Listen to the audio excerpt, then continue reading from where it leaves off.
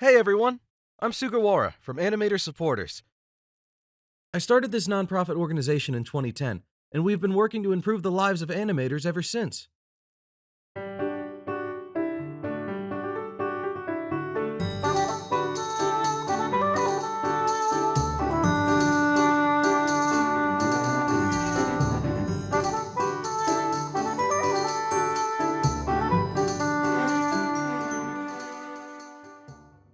Our main activities are running the Animator Dormitory and creating new ways to produce anime.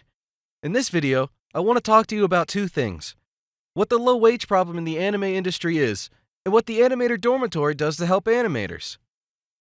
I'll talk more about our other goal, making a new way to produce anime, in future videos.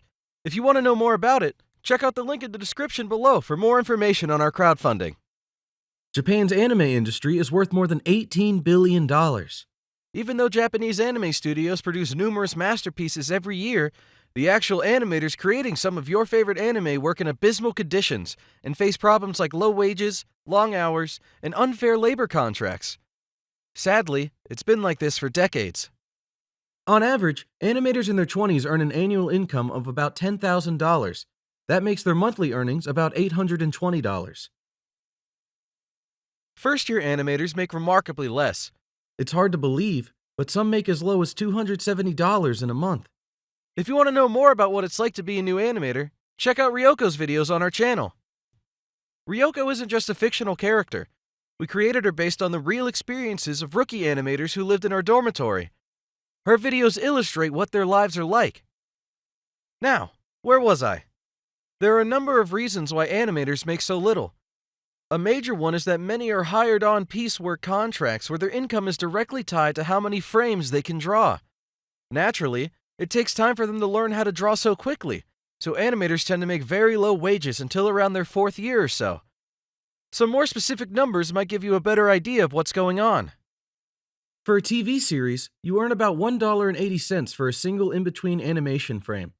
If you can draw 300 frames in a month, that would come out to 300 times 1.8, which is $540 total. But it's really hard to draw 300 frames a month, especially for new animators. And with their incredibly long work hours, they can't work part-time jobs to help make some extra money. On top of that, many of them live in Tokyo, where the majority of animation studios are based. Tokyo's expensive rent is just one more financial hurdle new animators have to deal with. A small one-room apartment costs around $550 a month. Even a place that doesn't include a private bathroom can cost around $360 a month. That doesn't even include utilities or other necessities like food. It's almost impossible to live on such meager wages.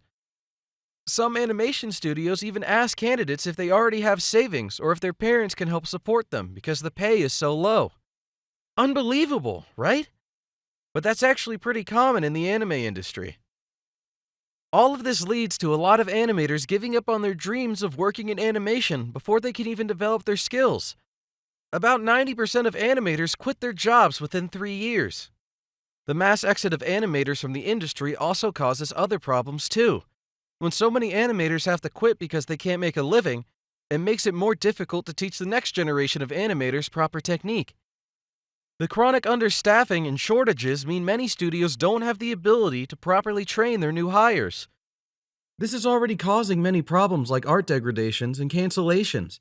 By cancellations, we mean shows that were scheduled to air but fall behind in production and become unsuitable for TV broadcast. A show getting canceled is a huge production failure. At this rate, we're worried that the world of Japanese animation may become irrelevant. Actually, something similar is already happening to the Japanese consumer electronics industry.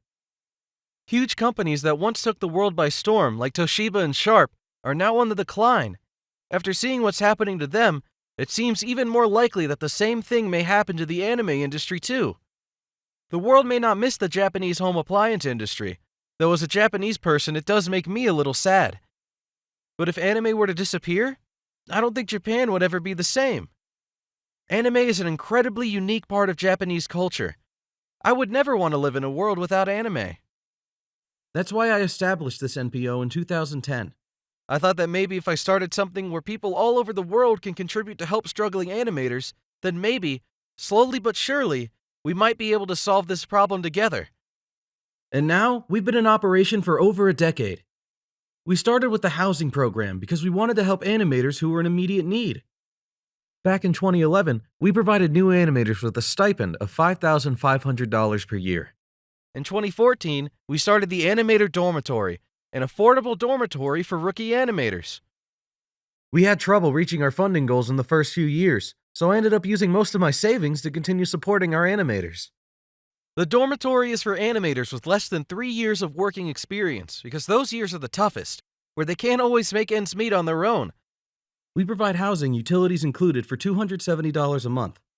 We also connect them with experienced animators to boost their skills and, when possible, help them find better paying projects. We have welcomed almost 40 residents since 2014. Residents of the Animator Dormitory have access to free drawing classes where skilled animators teach residents animation techniques as well as sketching sessions. What do we mean by finding better paying projects? As I mentioned before, it isn't unusual for first-year animators to earn less than $270 per month. To help out, we introduce our new animators to projects that we know pay better than average. Many former Animator Dormitory residents are leaders in the anime industry today. Among the first animators we supported were Shingo Tamagawa, Puparia, director, Gundam Reconquista in G, animation director. He's also an animation director on the upcoming Gundam movie, Hathaway's Flash. Tetsuro Kawano, Burn the Witch, movie, 2020, director. Boruto, Naruto Next Generations, TV 2017, opening animation director. Moeka Kuga, Darling in the Franxx, character animation director.